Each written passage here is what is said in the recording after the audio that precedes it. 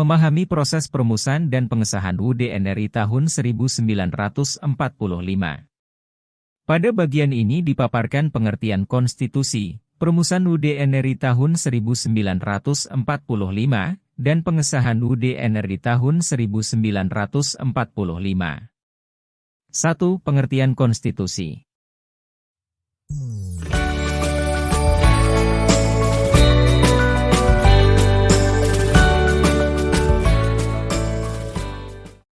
Setiap instansi maupun organisasi seperti sekolah pasti mempunyai sebuah tata tertib yang wajib ditaati oleh seluruh anggotanya. Tata tertib tersebut dibuat untuk mengatur setiap perilaku dan juga tindakan, mulai dari peserta didik, guru, hingga karyawan di dalamnya supaya tidak menyimpang dari nilai dan norma yang diatur di dalamnya. Tata tertib setiap sekolah tentu saja tidak sama karena dibuat berdasarkan keadaan, situasi, dan kepentingan masing-masing. Namun, tata tertib memiliki kesamaan, yaitu bersifat memaksa sehingga wajib dilaksanakan dan dipatuhi oleh siapapun di sekolah tersebut. Bisa kalian bayangkan, bagaimana jika di suatu sekolah tidak terdapat tata tertib? Para peserta didik, guru, maupun karyawan bisa saja datang ke sekolah semaunya. Jika peserta didik tidak mematuhi peraturan sekolah, kegiatan belajar mengajar tidak akan bisa berjalan dengan baik dan nyaman.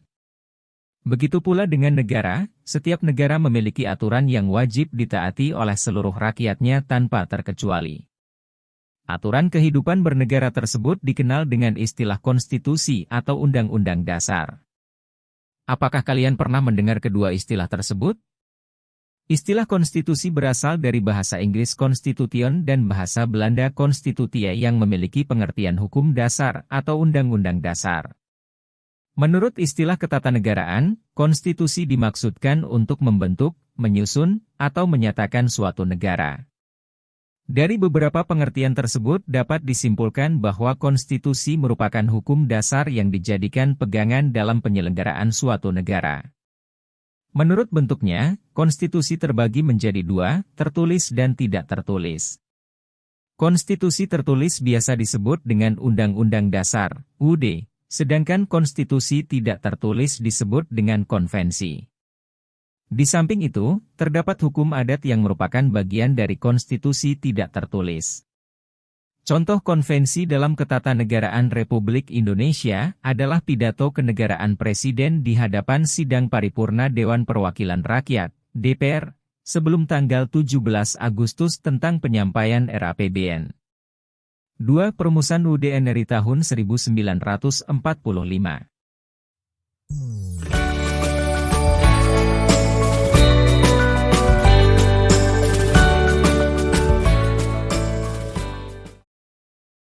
Apakah kalian pernah mencari tahu tentang Konstitusi Indonesia? Ya, betul. Konstitusi Indonesia adalah Undang-Undang Dasar Negara Republik Indonesia tahun 1945. UUD NRI tahun 1945 dijadikan sebagai hukum dasar dalam peraturan perundang-undangan di Indonesia. Dalam tata urutan peraturan perundang-undangan di Indonesia, UUD NRI tahun 1945 menempati urutan pertama dan tertinggi dibandingkan dengan peraturan perundangan lainnya. Hal tersebut menunjukkan bahwa UUD NRI tahun 1945 merupakan sumber hukum bagi seluruh peraturan perundang-undangan yang berkedudukan di bawah UUD NRI tahun 1945. Tahukah kalian bagaimana proses perumusan UUD NRI tahun 1945? Pembahasan rumusan Undang-Undang Dasar mulai dilakukan setelah sidang BPUPK yang pertama dengan dibentuknya panitia kecil oleh Insinyur Soekarno. Tugas panitia kecil ini adalah menampung dan menginventarisasi rumusan dasar negara dari para anggota BPUPK.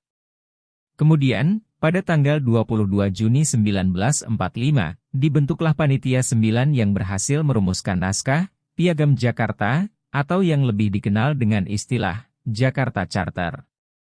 Piagam Jakarta inilah yang kemudian menjadi rancangan pembukaan Undang-Undang Dasar. Proses perumusan UUD NRI tahun 1945 terjadi pada sidang BPUPK kedua yang berlangsung pada tanggal 10 hingga 17 Juli 1945 dan pada sidang PPKI 18 Agustus 1945. Proses perumusan UUD tersebut baru dimulai setelah para anggota BPUPK menyepakati rancangan pembukaan UUD NRI tahun 1945 yang disusun oleh Panitia 9 selama masa reses sidang BPAPK. Apakah kalian masih ingat dengan Panitia 9 tersebut? Betul sekali. Panitia 9 merupakan sekelompok tokoh nasional yang melakukan penyusunan rancangan pembukaan Undang-Undang Dasar Negara Republik Indonesia tahun 1945 atau Piagam Jakarta. Dalam sejarahnya, perumusan rancangan batang tubuh UUD NRI tahun 1945 dimulai dengan pembentukan Panitia Hukum Dasar dalam sidang BPUPK yang berlangsung pada 11 Juli 1945. Panitia Hukum Dasar merupakan sebuah panitia yang ditugasi oleh BPUPK untuk merancang Undang-Undang Dasar. Keanggotaan Panitia Hukum Dasar terdiri atas 19 orang anggota BPUPK dan diketuai oleh Soekarno. Seluruh anggota Panitia Hukum Dasar dipilih oleh Dr. Rajiman Wedyodiningrat selaku Ketua BPUPK. Pada sore hari tanggal 11 Juli 1945, Panitia Hukum Dasar mengadakan rapat untuk membahas beberapa materi di dalam pembukaan UUD yang perlu dituangkan ke dalam batang tubuh UUD dan membentuk panitia kecil yang diberi tugas menyusun rancangan batang tubuhnya. Keanggotaan panitia kecil ditunjuk oleh Insinyur Soekarno dengan diketuai oleh Profesor Dr. Soepomo dan beranggotakan Mr. KRMT Wongsonegoro, Mr. Ahmad Soebarjo, Mr. A. Maramis, Dr. Soekiman, dan Haji Agus Salim. Pada akhir rapat, Soekarno memberi tugas kepada panitia kecil untuk menyusun rancangan batang tubuh UUD selama 2 hari untuk dibahas bersama dengan Panitia Hukum Dasar pada pagi hari tanggal 13 Juli 1945. Perlu kalian ketahui bahwa panitia kecil yang dimaksud di sini bukanlah panitia kecil yang dibentuk tanggal 1 Juni 1945 yang bertugas untuk merumuskan Pancasila sebagai dasar negara, melainkan panitia kecil untuk merumuskan batang tubuh UUD. Pada tanggal 13 Juli 1945, panitia kecil yang dipimpin oleh Profesor Dr. Supomo menyampaikan hasil rancangan batang tubuh UUD yang mereka susun dalam rapat Panitia Hukum Dasar untuk pertama kalinya. Dalam rancangan pertama ini, batang tubuh UUD yang disusun panitia kecil terdiri atas 42 pasal tanpa dipilah ke dalam bab-bab. Setelah dibahas bersama dengan para anggota Panitia Hukum Dasar, rancangan UUD yang disusun oleh panitia kecil mendapatkan beberapa masukan perbaikan sehingga menghasilkan rancangan yang kedua. Pada rancangan kedua ini, pasal-pasal pada batang tubuh UUD menjadi terbagi ke dalam 14 bab, aturan peralihan, dan aturan tambahan. Rapat Besar BPUPK tanggal 14 Juli 1945 membahas tentang Pernyataan Indonesia Merdeka, atau Declaration of Independence yang merupakan bagian dari persiapan pembentukan Indonesia Merdeka, tetapi berada di luar Undang-Undang Dasar. Sebagaimana yang kalian ketahui, pada akhirnya proklamasi kemerdekaan 17 Agustus 1945 dikumandangkan di luar rencana yang telah dijanjikan oleh pemerintah pendudukan militer Jepang. Rapat Besar BPUPK tanggal 15 Juli 1945, setelah Dr. Rajiman Wedyodiningrat membuka sidang, Soekarno, selaku Ketua Panitia Hukum Dasar, diberikan kesempatan untuk memberikan penjelasan kepada seluruh anggota BPUPK tentang rancangan batang tubuh UUD. Setelah Soekarno adalah giliran Profesor Dr. Supomo untuk berbicara. Pada kesempatan ini, ia menjelaskan kepada seluruh anggota BPUPK mengenai pembukaan dan seluruh pasal-pasal pada rancangan batang tubuh UUD yang telah disusun oleh panitia kecil. Dalam penjelasannya itu, Profesor Dr. Supomo mengatakan bahwa rancangan UUD yang disusun oleh Panitia Hukum Dasar merupakan rancangan UUD yang bersifat singkat dan supal. Menurut Profesor Dr. Supomo, sebuah UUD berarti hanya memuat garis-garis besar sebagai instruksi kepada pemerintah pusat dan penyelenggara negara lainnya untuk menyelenggarakan kehidupan negara dan kesejahteraan sosial. Sementara itu, aturan-aturan yang lebih rinci akan dituangkan ke dalam undang-undang sebagai aturan turunan dari UUD. Dengan demikian, UUD sebagai hukum dasar diharapkan mampu mengikuti perkembangan kehidupan masyarakat dan negara Indonesia dari masa ke masa. Setelah Profesor Dr. Supomo selesai memberikan penjelasan, sidang BPUPK dilanjutkan dengan pembahasan rancangan kedua batang tubuh UUD yang disampaikan oleh Panitia Hukum Dasar. Pembahasan mengenai batang tubuh UUD ini mendapatkan perhatian yang sangat besar dari seluruh anggota BPUPK.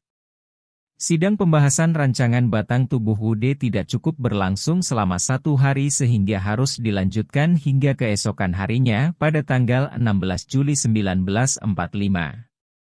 Setelah mendapatkan masukan dari seluruh anggota BPUPK, Panitia kecil pimpinan Profesor Dr. Supomo pun memperbaiki rancangan batang tubuh tersebut hingga menjadi rancangan ketiga batang tubuh UUD. Pada rancangan yang ketiga ini, batang tubuh UUD berubah menjadi 15 bab dan 36 pasal, 6 pasal aturan peralihan dan 1 pasal aturan tambahan. Rancangan ketiga inilah yang merupakan rancangan akhir batang tubuh UUD yang dihasilkan oleh BPUPK 3. Pengesahan UUD NRI tahun 1945.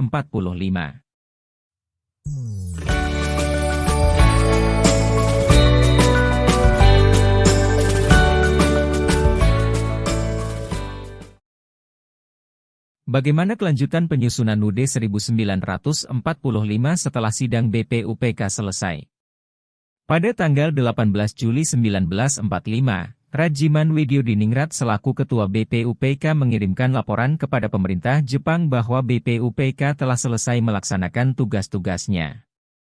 Lalu pada tanggal 7 Agustus 1945, Marsekal Terauchi selaku Panglima Militer tertinggi Dai Nippon untuk wilayah Asia Tenggara memerintahkan Gun Seikan, Kepala Pemerintahan Militer di Jakarta, untuk membentuk sebuah panitia baru pengganti BPUPK yang akan melakukan persiapan ke arah kemerdekaan Indonesia. Pada tanggal 9 Agustus 1945, Jenderal Terauchi mengundang Soekarno, Moh Hatta, dan Rajiman Widyodiningrat ke Dalat, sebelah timur Laut Saigon, sekarang Ho Chi Minh City, Vietnam. Tujuannya adalah untuk membicarakan persiapan kemerdekaan Indonesia. Dalam pertemuan itu, atas nama pemerintah Jepang, Terauchi menjanjikan kemerdekaan kepada bangsa Indonesia pada tanggal 24 Agustus 1945.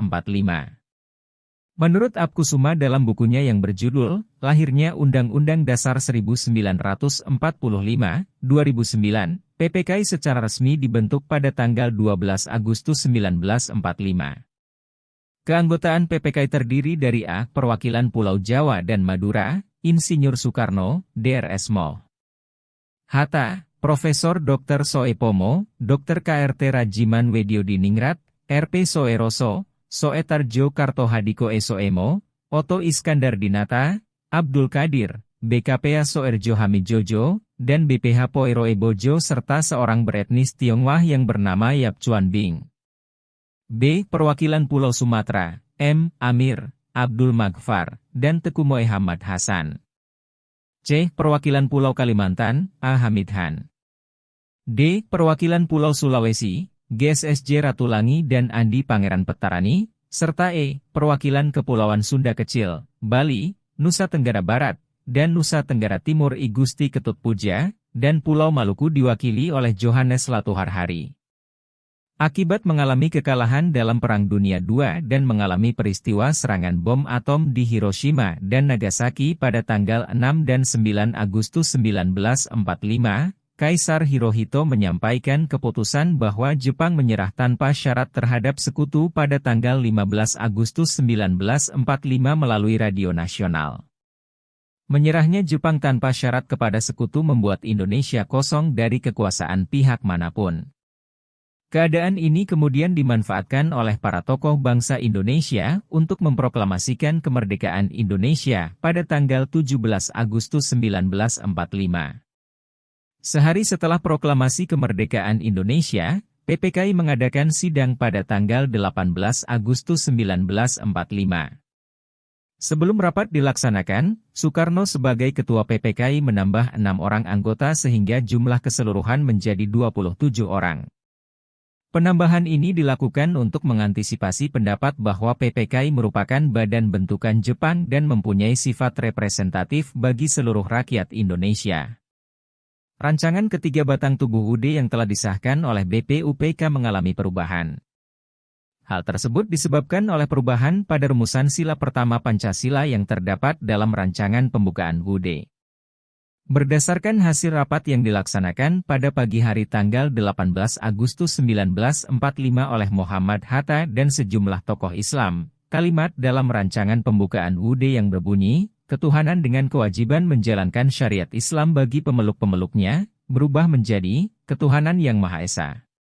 Dengan adanya perubahan tersebut, pasal-pasal dalam rancangan ketiga batang tubuh UUD yang mengandung syariat Islam pun mengalami perubahan, misalnya pada pasal berikut. Pertama, pasal 6 ayat 1, yang semula berbunyi, Presiden ialah orang Indonesia asli yang beragama Islam, berubah menjadi, Presiden ialah orang Indonesia asli. Kedua, pasal 29 ayat 1, yang semula berbunyi, negara berdasarkan atas ketuhanan, dengan kewajiban menjalankan syariat Islam bagi pemeluknya, berubah menjadi, negara berdasar atas ketuhanan yang Maha Esa. Sidang PPKI yang dilaksanakan tanggal 18 Agustus 1945 menghasilkan keputusan berikut. 1. Mengesahkan UUD 1945. 2.